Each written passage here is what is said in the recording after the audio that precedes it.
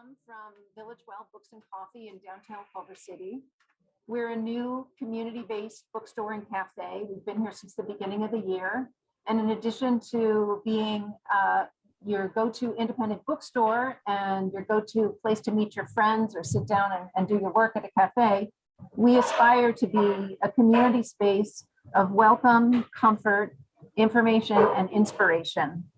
I started my career back in the 90s studying urban planning, and I worked most of it in community development, affordable housing, and I've always been interested in urban issues, particular housing and housing for people who have experienced homelessness. And so this panel tonight is really meaningful to me.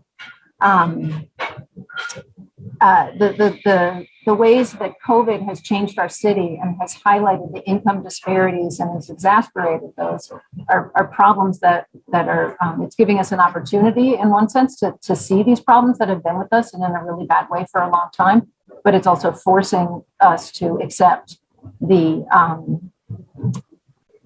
issue and to do something about it, and the people in this room, you know, are probably ones who were willing and interested in finding solutions to problems all along. But many people in the community have been slow to come along, and so this is, in a way, giving us an opportunity to bring people along on that journey. So thanks for joining us, everybody, and especially our special guests tonight. I want to start by introducing Jerry Seelig, who's our host and convener for the evening, and then he'll introduce the other guests. So Jerry has been a great friend to the store since before we opened. We put a sign up on our space when we started construction last year, and he was early to buy lots of books from us. And as soon as we opened, he was in the store giving me all kinds of ideas of what we can do. And he's followed through on a lot of them. And this panel is a really great example of that. Jerry is a healthcare expert and an attorney. He's been in this field for a very long time and is in contact with a lot of people at high levels and can get a very good high-level view about what's going on in the healthcare field. And at the beginning of COVID, he and his associate, Rebecca Anderson, who's helping facilitate this conversation, started writing a weekly newsletter called Revitalize that goes out and it collects data and articles about COVID from all over the place. And he's really been a great person to put himself in that position of helping us have the information we need and start focusing on the issues that are important and that we're going to need to focus on. So thank you, Jerry, for bringing this to us and for facilitating this discussion tonight. And thank you to all our panelists. I'm really just so excited to hear what you have to say, and look forward to having you in the store sometime very soon. Very quickly, and then I'm going to let Rebecca do the bios. Jen made a mistake that many people make. I think it's because of my demeanor or lack of. I'm not an attorney. I am a make work opportunity for many fine attorneys in my work in the federal and state courts and with LA Care and elsewhere. And I would ask everyone, please ask questions and we will hunt you down if you're not on mute, other than the panelists. Becca, you take it from here. I am very pleased to introduce our panel and want to get them talking right away. Los Angeles City Council member Nithya Raman is an American urban planner activist and the Los Angeles City Council member for the 4th District. As a mother of young twins and an immigrant from India, Nithya brings a unique and personal focus to fighting for a more just and sustainable Los Angeles, with an interest in policies that can help guide LA out of our intersecting housing and climate crises. Nithya is the co-founder of SELA Neighborhood Homeless Coalition, an all-volunteer homeless services nonprofit, and the former executive director of Time's Up Entertainment. The 4th Council District sits right in the beating heart of Los Angeles, from Sherman Oaks to Silver Lake, North Hollywood to mid-Wilshire. CD4 knits together a patchwork of historic neighborhoods on both sides of the Hollywood Hills. Well represented by young people, families, retirees, renters, and homeowners, immigrants from around the world, the ethnically and socioeconomically diverse district is a bellwether for Los Angeles at large. Welcome, Council Member Raman. Thank you so much for coming. Next, we have Vice Mayor Rex Richardson from Long Beach. Starting his 2nd term as Vice Mayor this summer, has a history of advocating for the most vulnerable residents of Long Beach, empowering communities to have a seat at the table and opportunity to thrive. He has given a particular focus to the creation of the Long Beach Office of Equity, the North Long Beach Roadmap to its Renaissance, by placing a focus on economic and community revitalization. He represents the 9th District of North Long Beach. The 9th District includes red and yellow banking lines drawn around parts of the city, large portions cut off by the 91 freeway, and further away from Long Beach City Hall than Compton City Hall. The north side is characterized by a strong community culture. Part of Richardson's project is holding that community power up and building pride in that community while connecting with the larger Long Beach community. Welcome, Vice Mayor Richardson. We are so happy to have you. And next, our hometown mayor, Alex Fisch. We are so pleased that he could take time and join us this evening. He is the mayor of Culver City. He has been on council since 2018. He is an attorney for the California Department of Justice in the Natural Resource Law section of the Attorney General's office. Some of his particular interests include ending neighborhood oil drilling, increasing housing opportunities and transportation options so that Culver City can maintain its diversity while transitioning to environmental and fiscal sustainability. We are excited to have you all here. So yay, and we want to get to you chatting, and Jerry will moderate a few questions to get us started. Yes. I want to do some more thank yous. Thank you first to Alex Fisch. Rebecca, but mostly Jerry, were wandering the desert this is the second of multiple panels under the title COVID Diaries. The first was with 3 brilliant, marvelous practitioners who fought on the battlefield against COVID, 2 physicians and 1 administrator of perhaps the best skilled nursing facility in the state. And then we have a second one that will now be the third one planned. And Alex steered us to what I think is just going to be a phenomenal evening and introduced us to Councilmember Raman and Vice Mayor Richardson, and was most encouraging in heading us down this path.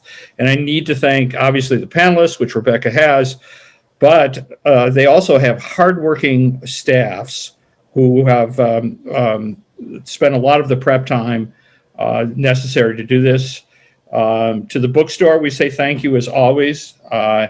And I must thank my business partner and my firm who enable me to use our foundation funds and our business development funds to employ people like Rebecca and to do projects like this. So we've agreed that each of you, and we will start with Councilmember Raman, will say a bit more about the peculiar the nature of your districts, and if you wish, perhaps a bit about how you think all 3 of the jurisdictions are similar and in some way, which we won't hold you to. So why don't we start with you, Councilmember? Sure. And thank you so much for having me today. It's really such a pleasure and an honor to be on this panel with this group and to be hosted by such a cool neighborhood institution, which I'm excited to come out and support in person very soon. And just to be part of this broader community, which is clearly one that cares about so many of the issues that have moved me to run for office, and I think moved a lot of the people who were involved in the campaign and continue to animate the office since we've set it up. So you asked about what is strange about my district. Was that the question? No, just what is unique and what is similar and what is different, kind of the challenges, opportunities facing as it relates to these, small governments, because you're in a larger city, but I think I use peculiar and unique. Peculiar and unique. Yeah. I think, in many ways, I think you captured a bit about my district in your description of me and the area. So that was a pretty good description. It's definitely one of the strangest shaped districts in the city of Los Angeles. And the city of Los Angeles is very weird in terms of its council districts overall. We have a city of 4 million with just 15 council members. So each council district is 250,000 residents, which is just enormous. They are big, big districts. And this particular district is one of the most unusually shaped. As you mentioned, it goes from Sherman Oaks and Toluca Lake in the valley, where we have a number of our residents, plus a huge swath of the Hollywood Hills. And then in this side of the hills, where I live in Silver Lake, which is one end of the district. We go from Silver Lake, Los Feliz, parts of Hollywood, parts of Koreatown, Hancock Park, Miracle Mile, Mid-City. It's just such a strangely shaped district. But in that strange shape, I think it encompasses within it so many of the differences that represent Los Angeles as a whole and that Los Angeles has to take on as a whole. It is both homeowners and renters. It is English speakers and a whole bunch of other languages spoken as well, including Korean and Spanish in large numbers, as well as Armenian, Russian, and many, many more.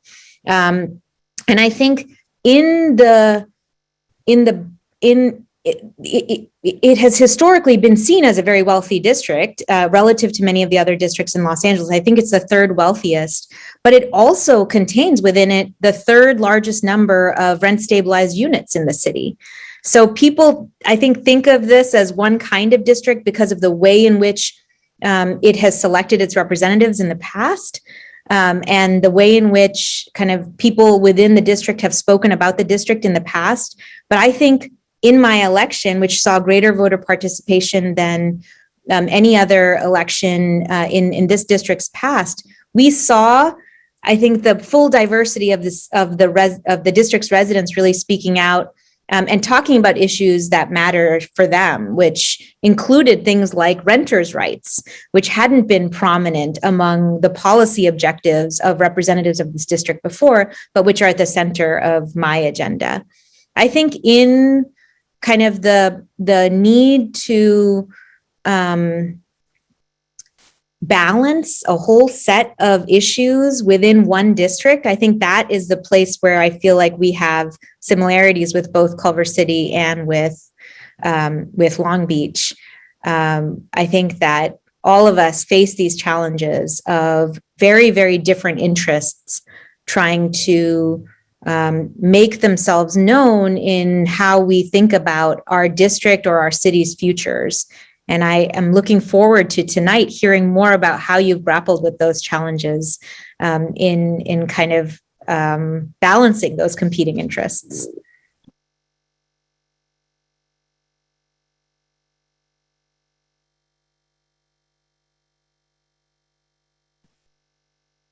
You're on mute, I think. Oh, go ahead. Vice Mayor Richardson. Sure. Well, first of all, thanks for the invitation. I think this is our second time talking, Jerry and Rebecca. Thanks so much, Mayor Fisch, and it's great to see you, Councilwoman Raman. We were able to serve together in different capacities. I know the both of you have served on SCAG, Southern California Association of Governments. I got to know you both here recently. I just finished my term as president. And Alex, I think our first interaction was when I joined the South Coast Air Quality Management District Regional Board, representing the 51 cities that we share. And so a little bit about, Long Beach, more specifically, the part of Long Beach that I represent. Long Beach is a great community. It's, sort of right on the border of Orange County, right at the southern border of Los Angeles. So, I loved what you said about a bellwether in Councilwoman Robbins' district. I think Long Beach is a bellwether for sort of South Bay, South Los Angeles County, given we're 500,000 residents. We're in the LA media market, but if you were to take us out of the LA media market, folks would see Long Beach is, 36th largest city in the nation. It's the second largest city in the entire 6-county SCAG region. And so it's a significantly large community, the second largest Black population across LA County, home to, the Port of Long Beach, which 43% of all trade in the United States comes through the combined seaports of Long Beach and Los Angeles, and they're twin ports. People may think Los Angeles is bigger than Long Beach. If you look at, how much throughput we get at the ports, Long Beach typically is ahead of LA in many ways in terms of throughput, but they're pretty much the same size port. And so we have, our city deals with everything you can think of. Big industry, we're oil providence. It's in the very roots of our city was found in oil. Anyone saw the movie There Will Be Blood with Daniel Day-Lewis, based on the Upton Sinclair book, Oil. That's Signal Hill, and that's Long Beach in those stories. So this Signal Hill used to be called Porcupine Hill because of all of the oil rigs. So, with that history and with our connection to ports and to oil and to industry, that gives us a significant responsibility toward environmental justice, toward resiliency, and investing in doing things to make the communities, the future of our communities, strong. Where I represent in North Long Beach is the intersection of the 710 and the 91 freeways. And it's a community that is largely made up of working families, home to lots of industrial. The only Toyota plant on the West Coast, TABC, the only Toyota plant is based in my district. We build Toyotas there. We actually build Teslas there. A lot of folks may not know. And so, we've been really focused on equity, cleaning up our air, focusing on economic inclusion, ensuring the people in our local community benefit from the economic boom at our port or any economic activity that we have within our city. We also, and this was teased on in Rebecca's intro, there are 5 city halls closer to my home than my own city hall. We're sort of a peninsula in the north side of Long Beach, where we have great relationships with all the cities along the 91 corridor and the southeast cities. Paramount, Bellflower, Carson, Compton, all of these cities, we all share the 91 corridor, and we work together to address our problems. And that's what really brought me into regional government. It was working together with adjacent cities, pulled me into councils of governments and SCAG and other things. And so the North Long Beach community is really a connector for a lot of communities that are around the similar size. The area I represent, just outside the area I represent, north of Del Amo, the North Long Beach area is about 100,000 people. So that's the same size as Carson or Compton that are adjacent to us. And so we're a big city. We have big challenges. We've got, strong leadership, some great bones, great potential. I like to think that Long Beach fights well above its weight class. We're able to tackle issues, think big, help lead our region, help be a positive force for good as it relates to economic inclusion, advancing equity, and cleaning up our air and forging a more resilient future. And so I'll just stop there. And thank you for the invitation. All right. Hometown Mayor Fisch. I'll keep it quick since we're sort of Culver City focused, but talk about punching above your weight. I think when people find out that Culver City is 39 or 40,000 residents, they're a little shocked because of the outsized sort of significance nationally, really. And I think that's partly because we're a job center, and also because we're a cultural job center. The creative economy in Culver City is a very significant part of what goes on here, and always has been. I mean, this started out as a studio town in large part, and today, some people like to say that we've gone from the heart of Screenland to the heart of Streamland, because we've got all the Amazon is about to bring their employees in September, which is huge. Apple is creating entirely new jobs that just didn't exist a year ago, right here in Culver City. And so, we are a small town in many, many ways, and certainly in our politics and in our neighborhoods. But we're also, a big city with the external affairs people for Apple and Amazon and Sony in regular touch with the city to try and navigate all the changes that come with that kind of growth. And it has been, I think one thing that all of our cities have in common is that we're all areas where there's significant change happening. I think there's investment of sort of the K-shaped recovery thing going on, where you've got unequally shared prosperity, and that's a big problem that we all face. And I think one thing that sort of I thought would be great about you two being on this panel is that I think you're both very aware of that, very concerned about that. How do you have inclusive growth? And in Culver City, it's a little bit of a shock, and I don't know if this is the same in your districts or not, but because I think a lot of the people who are most involved in city politics are very long tenured and bought their homes at a time when a house in Culver City was $200,000. Now it's 1.5 for a teardown, and I've certainly been here for a lot of that change. So I think we all have that in common. And I guess what's different in Culver City is, well, I mean, the amount of investment is kind of exceptional. It's probably unique in the country.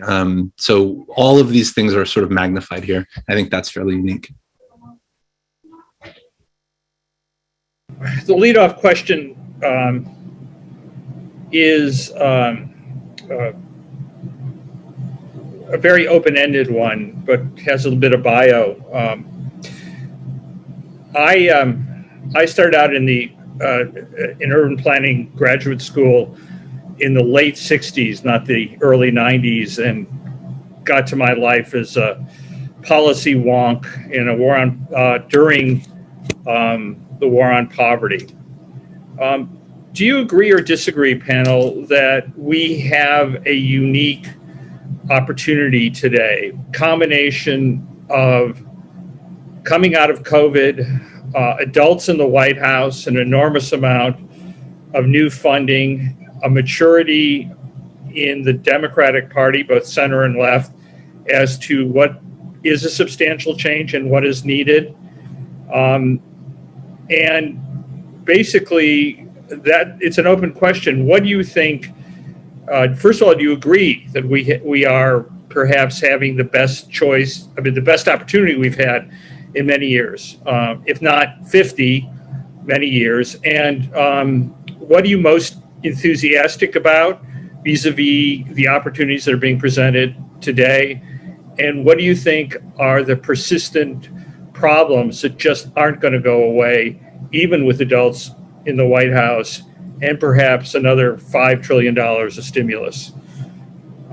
Take it away. Who would Got like it. to say that? Oh, I want someone else to go first. I went first last time. I'll jump in. So I tend to agree.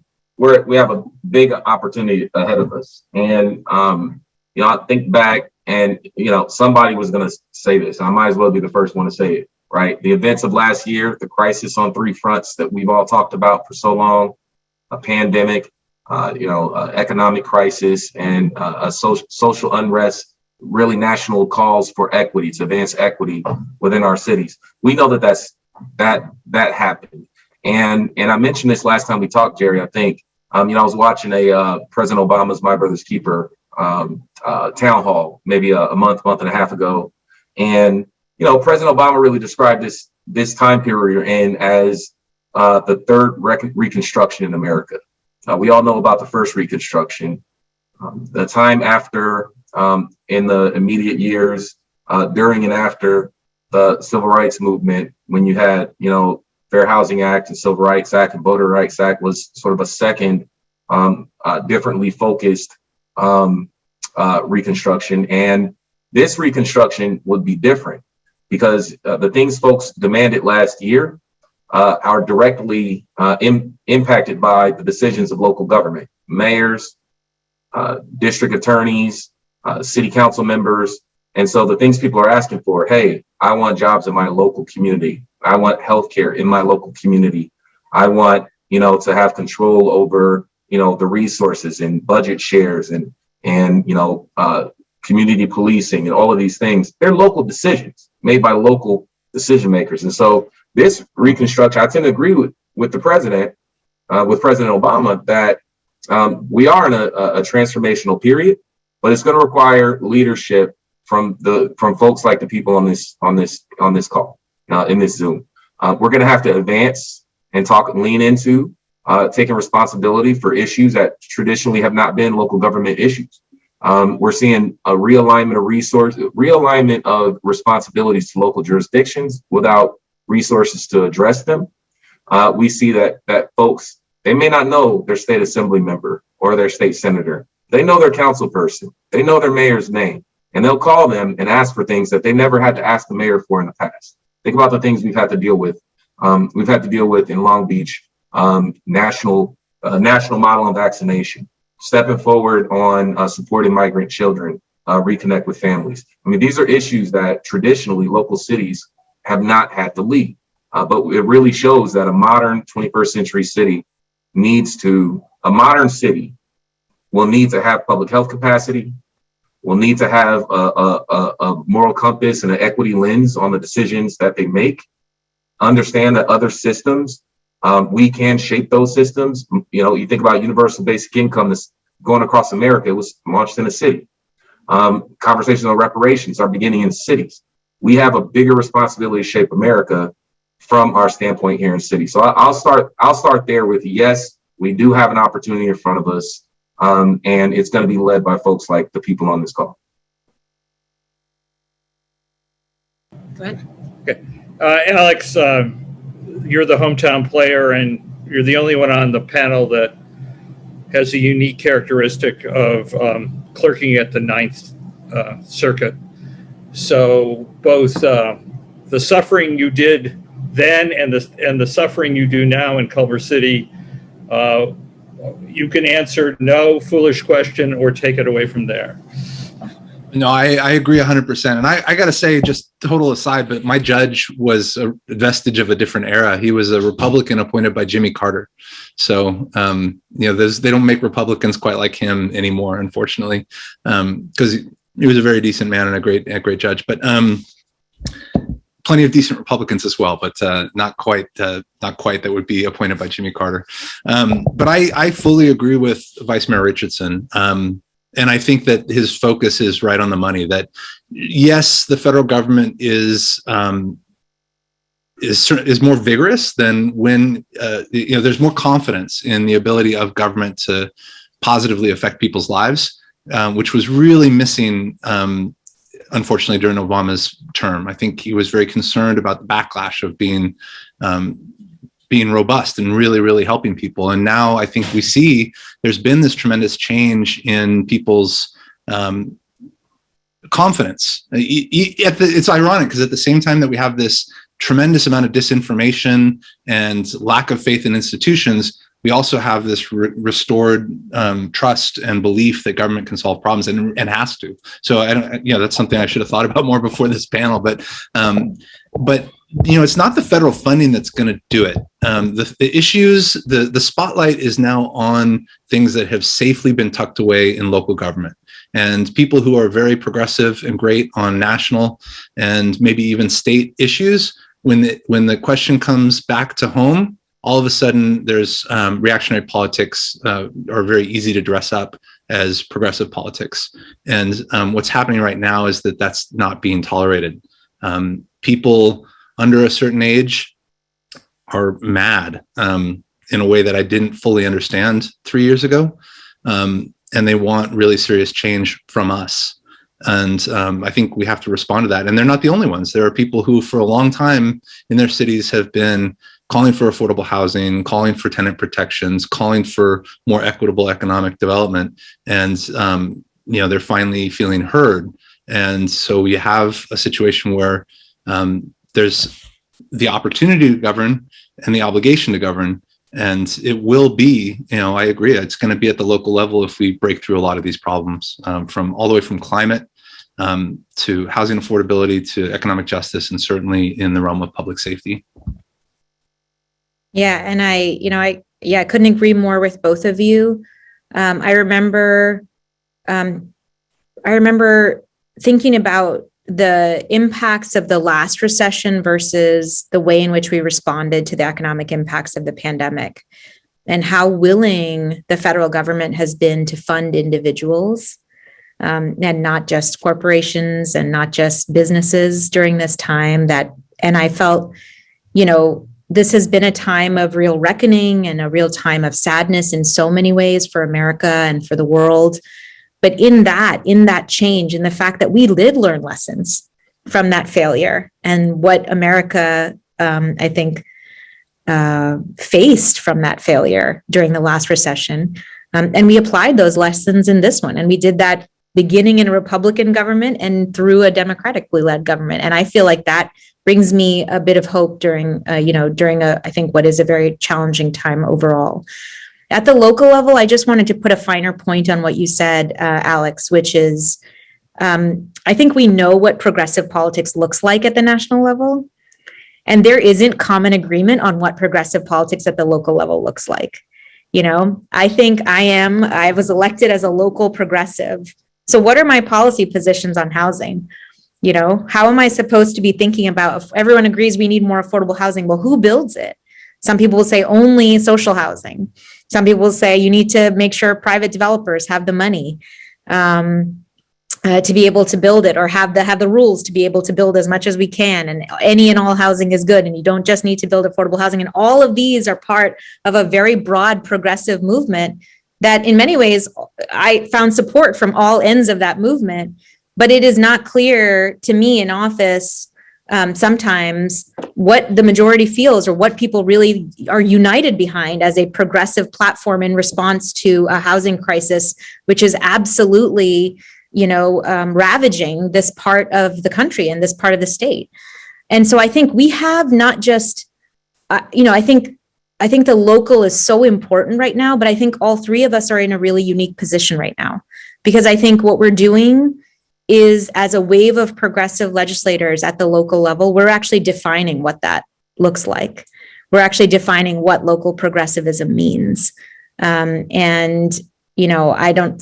don't know all the answers to that, but I'm really excited to be here and to talk through that with all of you and to figure out what is that big progressive consensus? What is the equivalent of Medicare for all at the local level that everyone is going to get behind, I'm excited to figure that out.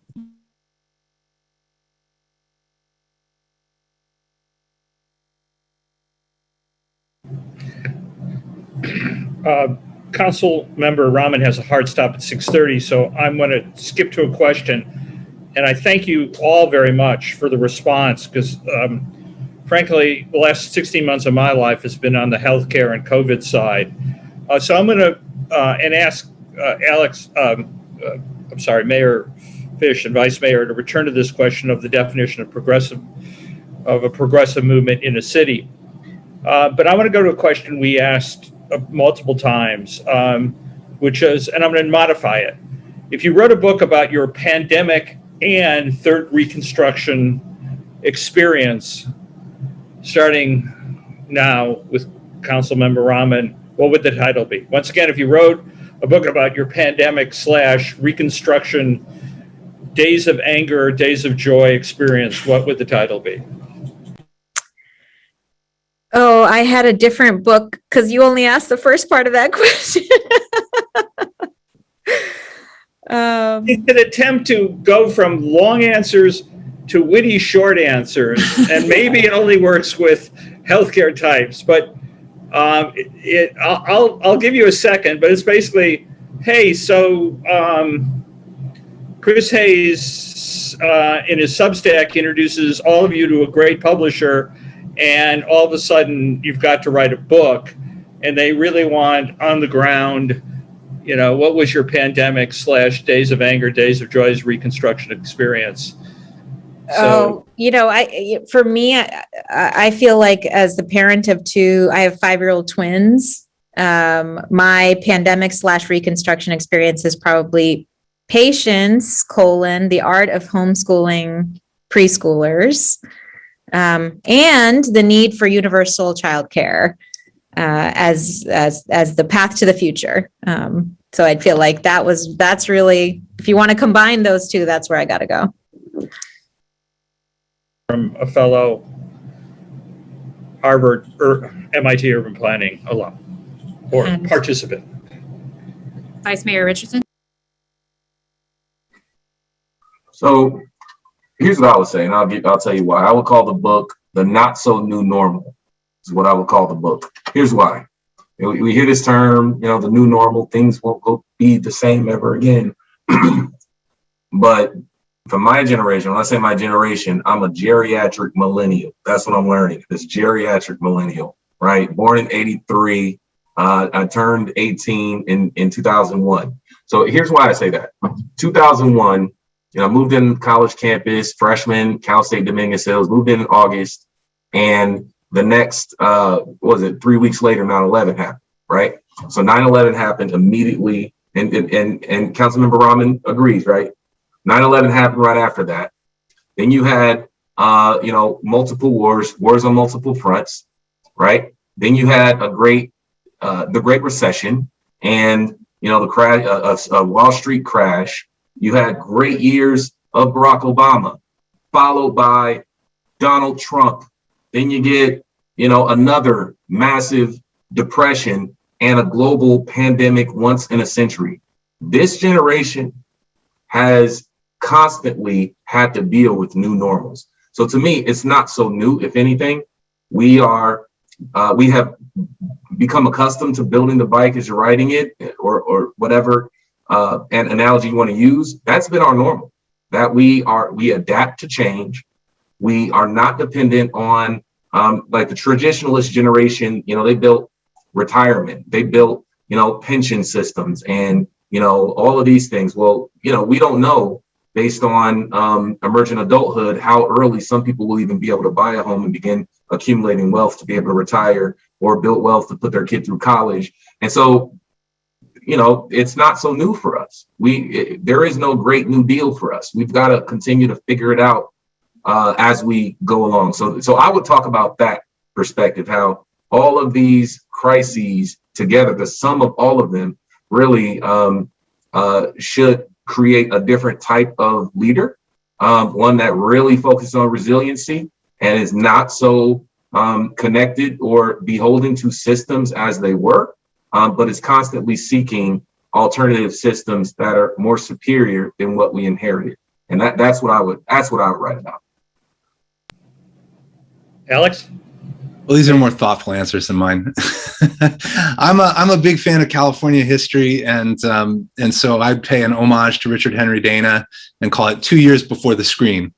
That's the 2 years before the mast is his story of the brutal 2-year journey to California, and I think we've been through so far a pretty brutal 1.5-year journey through a wave of social change, demands for social change, and pandemic, political violence, and incivility, and everything else that we're seeing at our city council meetings and on the news.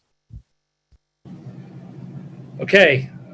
3 phenomenal answers that tie for what was the best answer from the administrator of a nursing home that had a total of 4 cases and 0 deaths. And she was going to call her book, it's KJ Page, What the F Were You Thinking?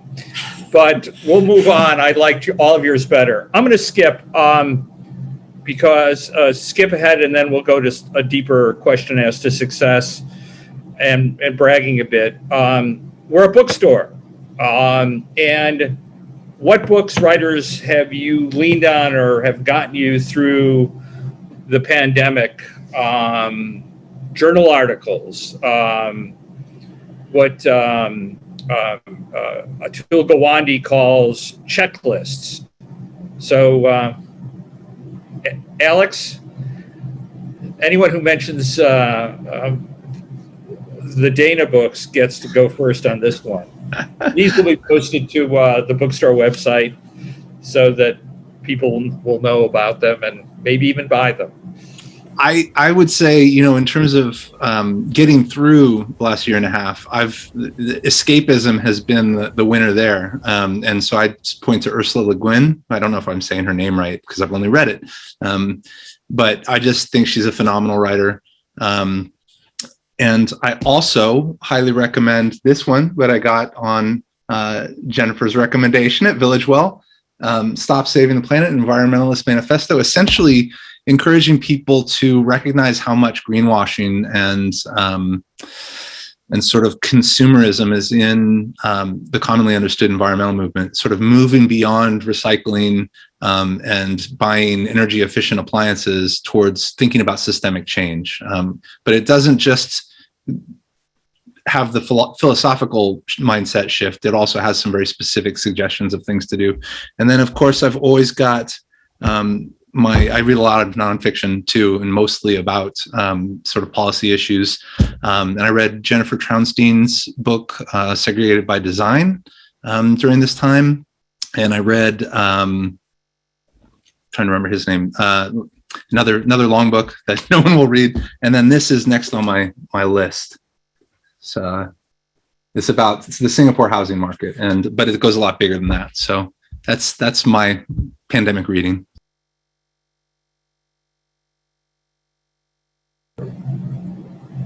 Vice Mayor Richardson? Sure. So to be honest, I binge watch a lot of shows late at night with my wife.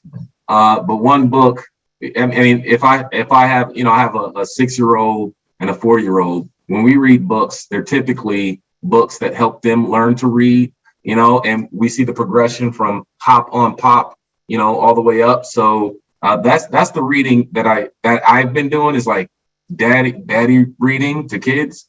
But one book that I do appreciate, and I've gone back to, and I constantly go back to, it's a book called The New Localism, and it's by Bruce Katz and Jeremy Nowak, and it essentially talks about what I talked about a little bit earlier. It's the increasing responsibility based on gridlock in Washington, or a political climate in state legislatures, the increasing role and responsibility of local government and how to use localism to your benefit. So that is one book that I would offer. But just to be honest, I don't find a lot of time to read beyond kids' books. So typically late at night when the kids go down, my wife and I are catching up on our shows. That's what we do. As mentioned, 33 and 35-year-olds, but there is a kid's book that I highly recommend, which I know is in our bookstore, and I often give it to colleagues, particularly pesty doctors, which is the great book, If You Give a Mouse a Cookie. And I think that combines both living through what we're all living through and the challenges of brilliant 4 to 6-year-olds. Nice. Council member. You give a mouse a cookie. Yeah. Okay. I'm writing that one down. Yeah. Well, given the uprising last year, and people were doing a lot of reading and recommendations around books at that time. One book that I found particularly useful, because I think it connected the conversations around the criminal justice system with the issue that motivated me to run for office, which was homelessness in Los Angeles, was a book called Insane by Alyssa Roth, which talked about how we've depended on essentially our jails and prisons to be our mental health response, which is, I think, nowhere more true than in LA County. And so I found that book really kind of a useful link between some of the broader conversations that people were having over this past year, and some of the policy work that we were thinking about during the campaign, and that I've been thinking about in office. But I also ended up watching a lot of TV and rewatching and rereading old stuff, because there was like too much going on. And so the book I reread during the pandemic, which I loved, was and got me through it, was The Hunger Games. So I don't usually read a lot of YA, but I love the Hunger Games trilogy, and I reread the whole thing. And I thought it was absolutely fabulous. And I can't wait till I get to read it with my daughter. And then the two books that I loved were the two books by Sally Rooney for fiction, which adult fiction, Normal People. And what was the other one? Conversations with Friends. So good. So good. At a time when I never felt more weary and more geriatric, as you said, Rex. I felt like these books reconnected me to myself when I was just, coming into myself as an adult. So those are three, the range of books that I've been interacting with over this very long year and a half. I'll underline that as the father of 32 33s and a 35. Rooney is brilliant, sadly young and brilliant, and I truly am geriatric. Let's go to the in our crazy rota here. Councilmember Raman, you come up first. Question we cast and sent you: what's one of the great local successes? What is the success in making that you can share with the other two panel members, as well as a very politically active and engaged audience, because we're all facing the challenges in housing, homelessness, policing, and sustainable development. So what do you got in the hopper, and what are you proud of in the 6 months you've been at the job? I know. Well, we haven't been there for very long. So I can talk about one thing that I'm excited that Los Angeles did over this time, which I think is heartening for me, which is that we expanded non-congregate shelter options under COVID as a city and as a county. And those, as someone who's done outreach a lot, as someone who's gone out and talked to people experiencing homelessness, these are the easiest sell in terms of actually getting people off the streets and into housing, much easier than, say, a shared shelter space. And our success in expanding those options over this past year and a half as a city and as a county, I think is really remarkable. And I think sets us up for hopefully doing more of that in the coming years. In my own district, I'm really proud of the fact that we have already identified 2 sites for either for affordable housing or permanent supportive housing, and put those motions in to assess those sites and see if they're feasible for this kind of development. And at the citywide level, I'm really excited that there was something that was brewing for many years, which was a tenant harassment ordinance, anti-harassment ordinance. And because of the work that we had done before I came into office, talking to tenants' rights groups and interacting with people who are renters and hearing stories about harassment, our office was able to add a number of amendments to that ordinance, which is now in play here in Los Angeles, that strengthened it and that made it far more capable of addressing harassment. And I think, which is a very, very real issue that really impacts women, single mothers, very, very frequently, people of color very, very frequently. And I hope that this will be a tool that will actually help us prevent homelessness going forward. And I think this is a step towards strengthening tenant protections in the city of Los Angeles that I hope will help us develop a better system of doing that in the city as a whole.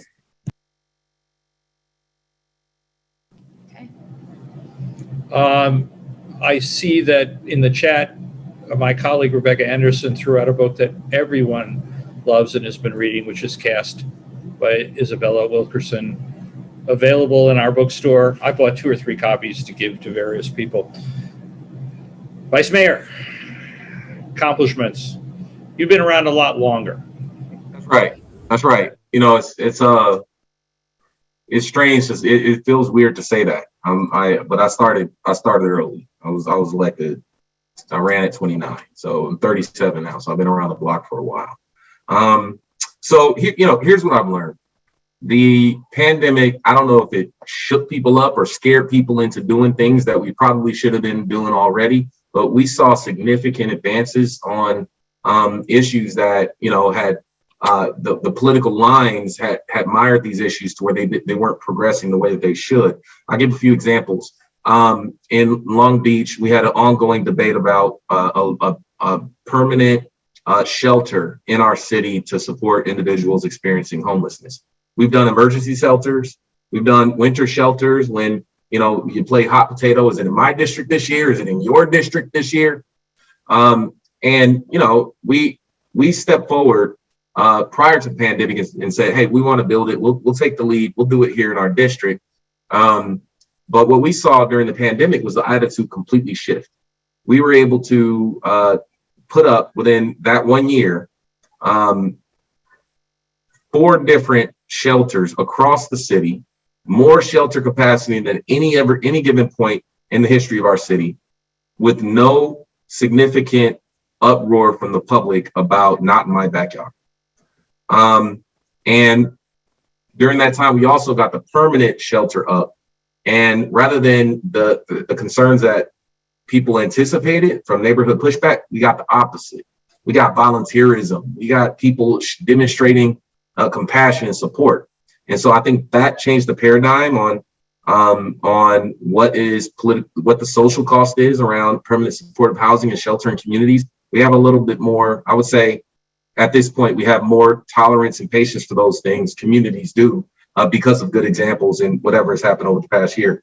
Another example, we had talked about equity in the city in the past, and Long Beach tries to be a city that really respects our local values that are traditionally, we love to consider ourselves a progressive city. And but the discussion on equity in the past, I led a conversation around creating the Office of Equity in the city. And when we started that, just calling it the Office of Equity was a challenge. How do you define? I believe in equality, not equity. Those debates at City Council. But we got it done. We created the Office of Equity. We invested in training and building capacity and all of those things to where when the tragic events of Mr. George Floyd exposed, mistrust with local government, and it called on all of us to check under our hood because, Minneapolis is smaller than the city of Long Beach, and they're not a city with a great reputation for, they don't have a reputation like certain cities with a history like Birmingham. I remember I was on a panel at the White House with the then mayor of Minneapolis talking about boys and young men of color and equity. And so they were a city that was actually embracing equity. And for them to go from being at the White House with Barack Obama talking about equity to the tragic murder of George Floyd, it really shook everybody up and called all of us to check under the hood and say, if it can happen there, it can happen here. And so we went back to lean on the capacity we built through My Brother's Keeper and through the Office of Equity to lean into the unrest, the demands in our community. And what came out of that were a few things that I think wouldn't have happened otherwise. We put forward a plan, the Long Beach Racial Equity and Reconciliation Initiative, 107 actions broken into 4 categories that really advance equity across the city. And we're making great progress implementing it. A second thing is we taxed oil to invest in equity. The community wants to see additional resources put directly into things like youth, and climate, and health equity. So we put a measure on the ballot, City Council did, to, our history as a city. We're oil Providence, and we have historically taxed oil production within our city. Oil production has a shorter lifetime now, and so we need to prioritize whatever those dollars are. We need to make sure they align with our values of today. And so we put forward a measure US, the Yes on Us campaign, right? And it was adopted with 57% of the voters. That was a barrel tax on oil production in our city that invests in establishing a youth fund, a health equity fund, and a climate fund to accelerate our climate action adaptation plan. That would not have happened if it had not been for the community demands and the leadership that came out of the challenges of last year. And I'll give just another example. I ended up being a regional leader last year. It wasn't by design, though. I was going to be president of Southern California Association of Governments this year, but the person in line ahead of me took a position and appointment with the Trump administration, which moved me up a year. And so here we are, president of a 6-county government with 90 board members. And these 2 are board members, so they know what we deal with, discussing some of the most challenging issues of our time: regional housing needs assessment, the regional transportation plan. These are big items that people feel very differently about across the region. Orange County may feel differently than LA County. Riverside may feel differently than Ventura County. But we had to move forward and put forward a plan that certainly reflected our region, didn't deny the issues that we have in our region, but rather leaned into it in a way that we believe was balanced and equitable and fair. And what came out of that, I believe, was a plan that was equitable. I think we also adopted our inclusive economic recovery plan for the region, which in the state budget just funded it with $5 million for implementation, $5 million with the surplus funds, and the regional equity framework. So those are some examples of the leadership that came out of a very difficult year, but there's a tangible roadmap coming out of it to be shared with communities and subregions across the country. So those are some tangibles that I would leave the group with. And thank you. I see those comments. Thank you so much, council member and mayor. It's always great working with the both of you, but that was really a sum of all of us together standing up and leaning into these issues. Mayor Fisch. We've done so much in 3 years in Culver City. The thing that really stands out is probably not something that people would expect me to say, but when I was sworn in, we were looking at a $250 million 15-year structural deficit, which I think is another thing many cities have in common, based on past mistakes and past assumptions about growth that didn't work out. We have almost closed that entirely. I've been sort of the face of 3 different tax measures that have been successful and have largely closed that gap. And I'm very proud of that. I think it's a huge success for the city because it makes all the other things possible. The one I'm most proud of is it was called Measure RE, our progressive real estate transfer tax. It passed with 52% of the vote, which means I didn't leave a whole lot of money on the table, which I'm pretty proud of. I mean, obviously that's by definition divisive, but it's a huge thing for Culver City. And it was exciting to be involved in something that was new for Southern California.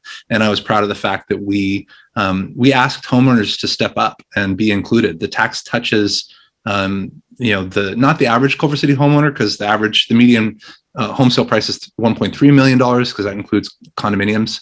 But detached homeowners certainly all were touched by that and still turned out in support, which says, it's easy to go the San Francisco route and say every sale over $10 million has to pay 10%. We did it in a way that's everybody had a little bit of every property owner had a little bit of skin in the game.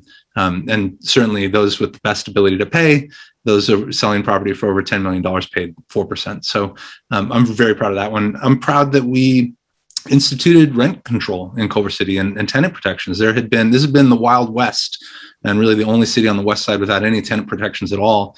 And that was divisive too. That drew what was really a referendum, but was structured as like a local control democracy thing, that the people must vote on rent control. Well, the people did, and they approved it by 55% in Culver City. And ours is pretty good for tenants. People, I often say that we're an affluent community, and it's true in the median. But there are a lot of people who are barely hanging on. And especially tenants now have stability. They can plan their futures. I am very proud. I think for many, me in particular,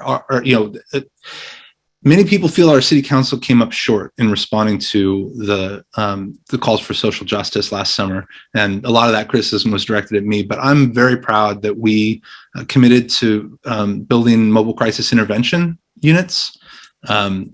I think that's going to be huge. It's going to reduce police interactions with people. We reduced police traffic enforcement for minor stuff, which I think will have a very positive effect. And we committed to studying alternatives. Not really alternatives to incarceration. It's alternatives to traditional penal responses to petty crimes, petty theft in particular. Because you got this situation where people are going to the Fox Hills Mall, and young people, disproportionately people of color, and they're getting the mall calls the police. They show up in Culver City. If someone arrested for that is going to end up in the system, but the shop owner is not going to get any justice. That person is now in the system and doesn't have the opportunity as they grow, and they're as young men in particular's brain actually develops as you hit your mid-20s.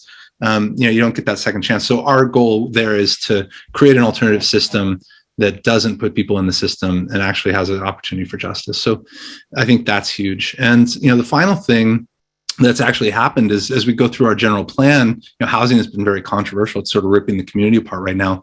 But what was not, there was no disagreement. There was no call to appeal the RHNA numbers, the regional housing needs allocation numbers.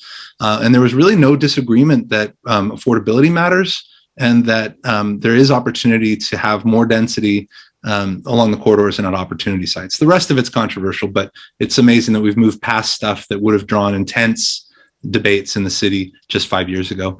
And then there's something else that I think we're going to accomplish on homelessness. We're starting from way behind, both of you, but I think we're going to have something pretty exciting. I just don't want to jinx it, but I think we'll have an announcement pretty soon. So I'm going to jump in very quickly to something that the Vice Mayor said. Is this sort of vacation from NIMBYness, this willingness to tax ourselves, Julia and Jerry Seelig included, passing RE, is this a debate about the role of the police, support for mental health for high schoolers and grammar schoolers, all of these things that occurred during COVID? Is that a mirage, or do you think there's some permanent change in all of that? And council member, where are you? I mean, you get up every day, I'm sure, very, very enthusiastic. Yeah, Yeah. I do. And I will say that I think we as local representatives, as local leaders, have a really big challenge ahead of us. So absolutely, both the pandemic and the uprising, I think, really connected the dots for people in terms of the questions that they were asking about social justice and the role of local elected leadership, right? And the decisions that were being made at the local level. And they asked a lot of really hard questions. And I think a lot of local elected leaders did not answer them very well, and so I think there was a real local engagement for the first time. And I had actually seen my campaign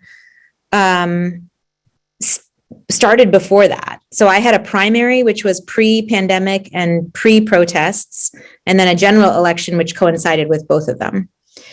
And in the pre-pandemic period, what we were trying to do with my campaign was to convince people that local government mattered, and to try and get people engaged in local politics. And now that I'm in office post this period, I feel like that is in some ways the challenge again ahead of us. But I think because we had this period of real engagement in the middle, I think because we saw so many more people think about these issues, I think it's not as hard to sell anymore. And what we need to do is in tackling these issues, because in local government, you're making decisions all the time.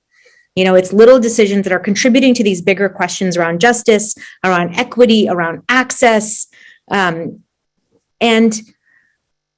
I think what we have to figure out, and this is much easier to do in the context of a campaign than it is in the context of governance, is how do you make it easy and inspiring for people to participate in those conversations who haven't been involved in those conversations in the past?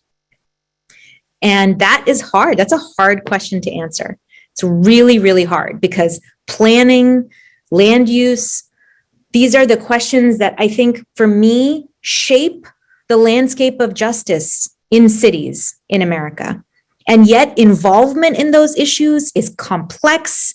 It's hard. The walls are really high. It's boring. I'm a planner, so I can say that. It's really hard to get people engaged in those issues. It's really hard to get people to turn up and to be part of a community that says yes over and over again, because the barriers to doing that are so high. And so for me, as a local representative, I feel like that is the task ahead of me, is to really to say, how do we deliver on the promise of this last year? And how do we change the way in which we do engagement with the public at the local level such that we are able to deliver on that promise? Vice Mayor, there are applause in our room. What's the toughest question you've got in the past year? The one that you went home after the kids were in bed, you turned to your wife and you said, boy, that one haunts me, because I don't know if I really answered it correctly, or I don't know if there is an answer, or the answer, well, this is a Jerry self-revealing thing, the answer took 15 paragraphs, 3 clauses, and I should have been able to do it in 4 sentences. But stick with that for me for a second, if you can. What's the toughest question? That happens to me all the time. There isn't one question. That happens to me so often. Sometimes I overthink the answer. Maybe I go back and play it over in my mind and say, maybe I could have said this differently. But there are a lot of questions now. But I would say, to help to stay along the same track, rather than the question that stumps me, what I see is there are so many more people involved in local conversations now for the very first time. There is a mass disenfranchisement of real engagement around like solutions. There's a disenfranchisement based on misinformation or low information. When we all went from however you made decisions in your local community, maybe you had neighborhood association meetings, block clubs. Historically, those have played very well in neighborhoods with significant levels of home ownership. But when the pandemic happened and we all shifted online, you had an entire different set of individuals participating in the discussion. If you didn't have access to the internet, or you didn't have dedicated time to participate because you have kids and you work 2 jobs and so on and so forth, digital divide issues, you were disenfranchised. And you may have had more firsthand experience or perspectives to offer to the conversation, but the very conversation itself, the rules of the conversation has changed. The other thing is with social media and the emergence of social media, and I've had social media all of my adult life, but it's different now. It's completely different. You can grab someone with a cell phone, can capture an incident that happened in the neighborhood and become an instant journalist. No, there is no filter or screening on the incident. The facts should all be questioned. They all should be questioned because it's hard to tell what's really happening. But based on that, you as a local government leader need to respond. You don't have time to go through the process and figure it out, but you have to respond and give some level of comfort to your resident that car accident is okay, or that child that was being held by the police officer was just wanted a hug, or whatever it is. Like, you have to be able to respond to that. So I think things are more challenging. I think the solution is going to be on local government to be more hands-on and integrated with communication. I think that's across every function and service of local government, from trees, trash, barking dogs to PIOs and your local police department. You need to be better and more engaged at the ways in which people communicate. Social media, on the ground in communities. I think the standard is so much higher now, particularly given so many more people at the table that are all speaking a very different having different conversations at the same table, speaking very different languages. And so we're a little bit of babble right now, and we need to figure out how to get a sense of unity and community in our local cities. Now, I would say the last thing I'll say is other levels of government don't have that burden. Your assembly member, your senator, that's macro. Your Congress member, it's macro. This burden will fall on Councilmember Raman and Mayor Fisch. That's who it's going to fall on. They're the ones who are going to have to learn to speak the new language of the community in all the places that the community exists now. And that's going to require more time, more focus, a reevaluation of what it actually takes to serve in local government. Excellent, Vice Mayor. Thank you so much. And we know a council member has another event directly following this event. Thank you so much for coming. We will stay on for questions if you have a few more minutes, gentlemen. Thank you so much, council member. Thank you. Thank you so much for having me. It was a real pleasure, and I'll see both of you very soon, hopefully. Hope to see you both at League of Cities. Yes, that's I'll right. be there. I'll be there. Save 30 minutes for me to buy you a drink or coffee, whatever your preference. Yes, absolutely. All right. Looking forward. Thank you all. See you soon.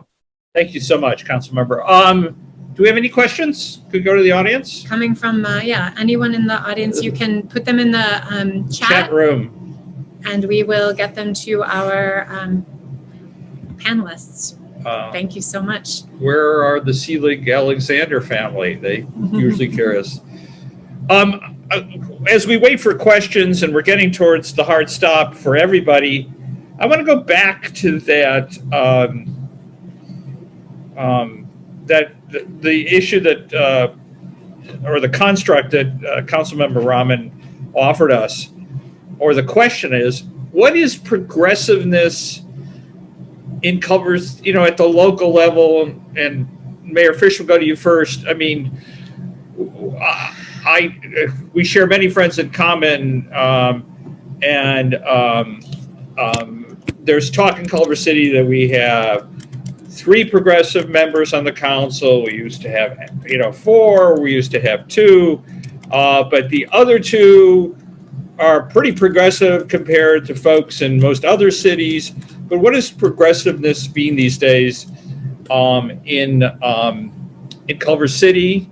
And then your opinion of what it's meaning nationally, because we're seeing whether, I don't know how you choose to read into it, but the recent mayoral election in New York, some of the House races and so on, where the center of the road triumphs, not necessarily triumphs over progressives, but let's talk about what progressive means in Culver City.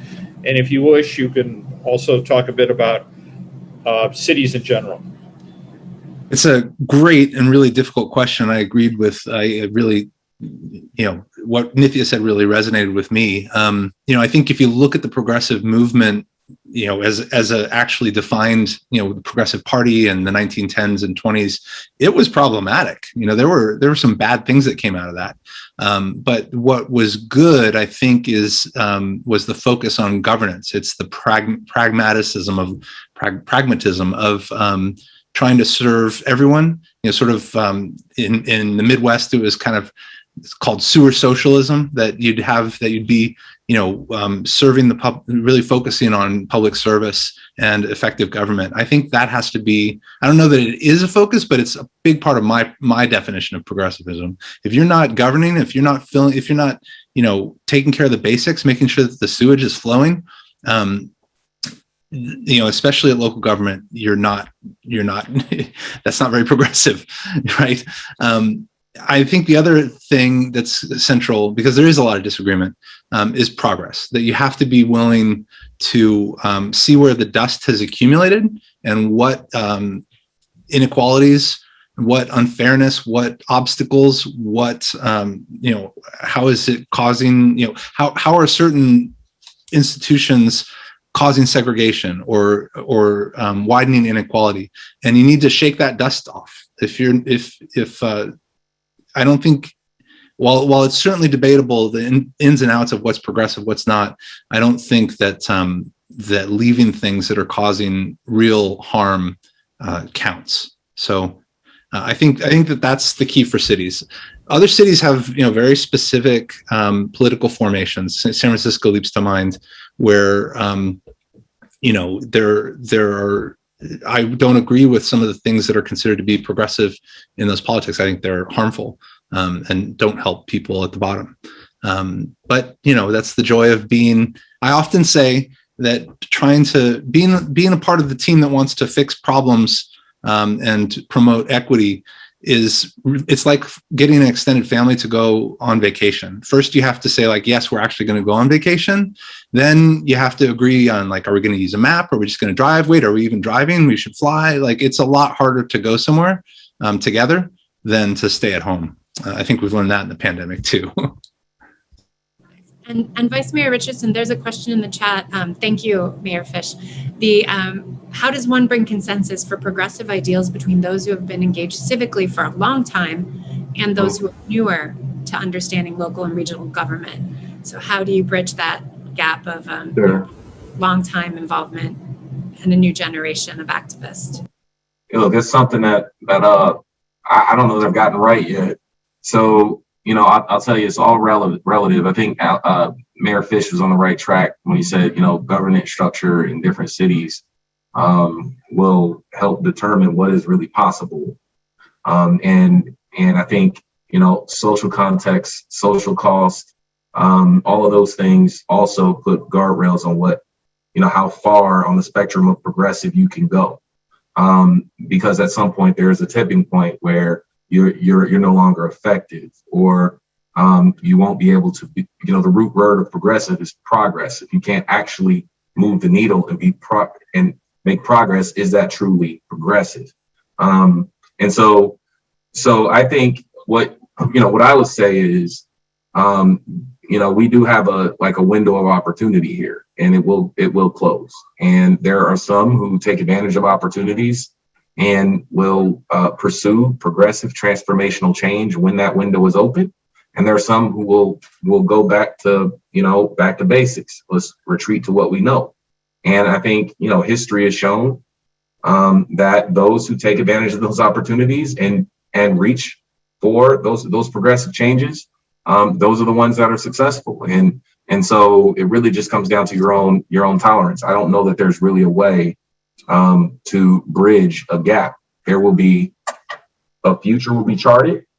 That, folks who have the courage to head that direction will chart that future, and ultimately we will all get there. And so should you be focused on bringing up the rear, or should you be focused on charting that future? That's really the test that I see of leaders. And we saw great examples of that last year. I wouldn't say great examples. We saw examples of that last year. Unrest happened. Some people were uncomfortable, and that's okay. Didn't know what words to use. Things that they may have been afraid of all came front and center. And some people leaned right into it.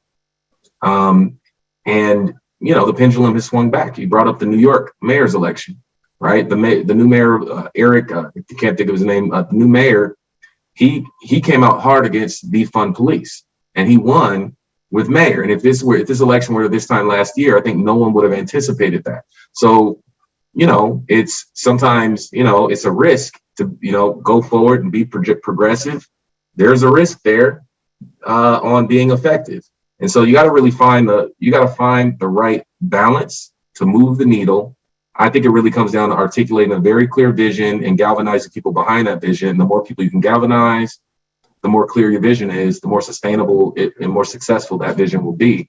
And if there were a common denominator in progressive, I think it's that vision should be advancing on the issues that have been burdens in the past. Acknowledge when things have not worked. Systemic racism. Eric Adams, that's the name. Thank you. Acknowledge things like systemic racism. We should be engaging and we should be embracing systems thinking and thinking about how we address those systems. So generally, you should want your systems to work better, more efficient, and be more inclusive, and to acknowledge the harms of the past and be better in the future. And if you're, depending on where you are on the spectrum, where your body politic is in your city, if you're advancing that, then I think you're progressive. And I don't think it'll be compared to a national standard. The national standard, I told you, localism. My belief is that a lot of this is going to be driven by cities now. And so the national standard, if anything, they're reacting now to the attitude in cities. And so I'm less concerned about the gridlock or the partisan, what's progressive and what is not in Washington. I think most people pay more attention to what's happening in local communities now than divisiveness that happens in Washington. But just some thoughts on the road ahead. And thank you so much thank you, Marcus Tyson, for that question. And thank you, Vice Mayor Richardson. And then we have another question for both of you. And through the Southern California Association of Governments, you might have a somewhat succinct answer. Is so many people are willing to do anything to address homelessness. In every community, it's present. It's with us. And then how do we prevent it? And is there a way to solve it now? And is there a systemic approach through this, through regions, through cities? We sit with local mayors, but just if you could give us the people who also care and want to affect some change, where we can put our efforts and what we can support. Alex? Yeah, succinct. No, I'm not succinct to begin with, but and this one is big, but it's interesting. I mean, you've got the Judge Carter ruling. It's a long document that is, I highly recommend reading it, even though it's long, because it is a pretty good and I think accurate history of homelessness in the LA basin. But then he blows it at the end. It's like he diagnosed the problem perfectly and then got the prescription wrong. He kind of focused on shelter. And maybe that's because of the urgency of his perspective, or maybe it's because he didn't appreciate how much work has gone into more permanent solutions. But he gets the symptoms or the cause and the symptoms right. And some of the things that he identifies are also right. It's, exclusionary zoning plays a systemic role in keeping housing supply insufficient. We know that there's growing evidence that every, standard privately financed home, every 100 ends up creating 50 immediately available affordable homes because of the migration effect of someone moving into a place that's closer to their job, and then they're vacating an apartment that's cheaper or farther away, and someone in another apartment is moving into the newly available and less expensive apartment. So we know that. But we also know that immediately affordable housing is 100, 100 of those is immediately translates to 100 affordable homes, right? So it's important to focus. Culver City has historically had trouble building affordable housing. We just haven't had the political will to do it. I think that's totally changed now, and now we just need the financing. So that's essential, is to actually provide the homes. And I think there's a huge role for just letting the market, letting people build homes with their own money. 92% of us live in market rate homes. It didn't trickle down to me. I just live in it.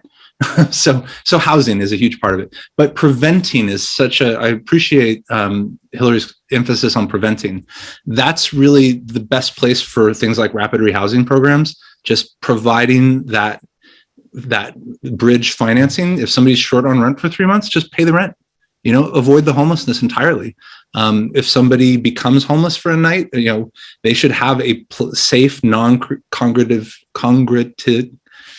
shame Nithya is not here. She said it perfectly.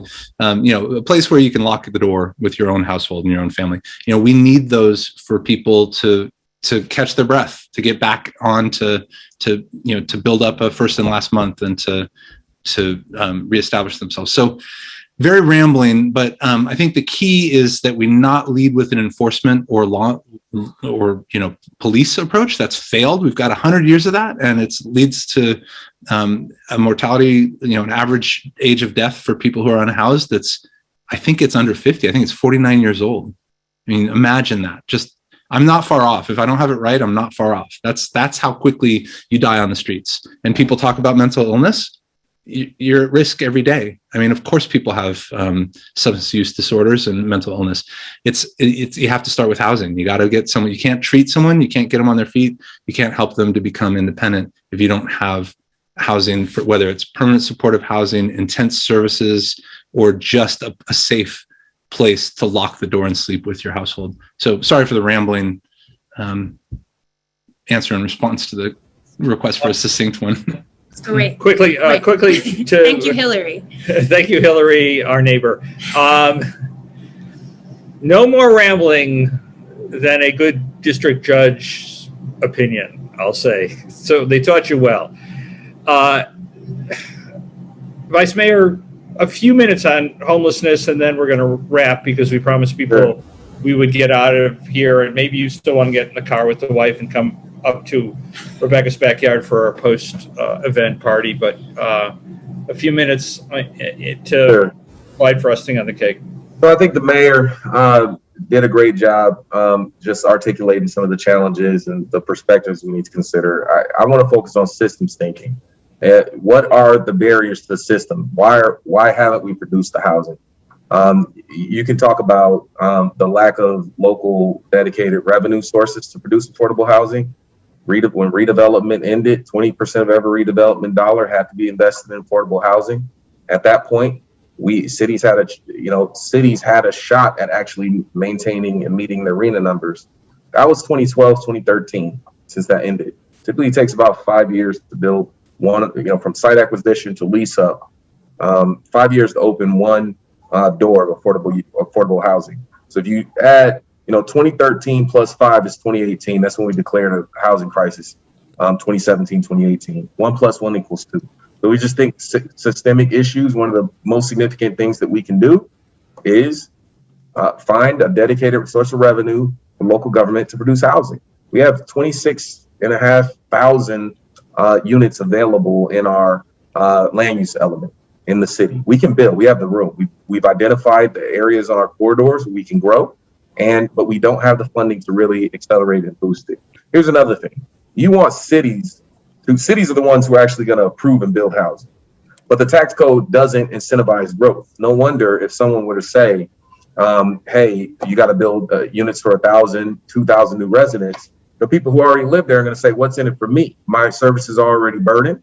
You know, I want a firefighter, a paramedic to respond, and now the response time is going to increase. We already don't have enough open space. What's in it for me? Well, the tax code, it really leaves the scraps to local cities. We get, you know, a little bit of sales tax. You know, if you're lucky, you got hotels like Mayor Fisch and, you know, Long Beach. You may have some hotels. Maybe you have oil revenue. Maybe you have some diversified revenue. But the tax code pushes us to go out and build, you know, automotive dealerships and shopping malls, which is not what we need.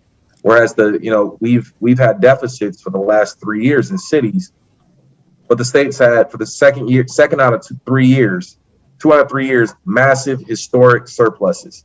The tax code is off. If local governments were incentivized by income tax, if we were to get income tax from our constituents, then we can have a direct connection to growth.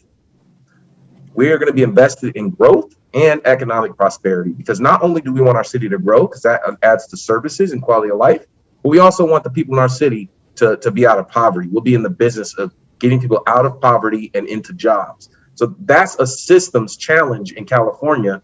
Realign the funding from the state to local cities to meet the additional challenges and burdens that local governments have that the state has realigned for us to address. So these are systemic solutions. I think local government, local revenues, and adjusting the tax code to actually promote public health and promote housing. We've reached the end of our session. We will, I think we've been doing a Facebook simulcast. Our team will take this and we'll have a YouTube posted at www.thepcos.com and other places. And we thank you very, very much for, I think I see my business partner of 25 years, who is an expert in healthcare and long-term care, and Rebecca and myself.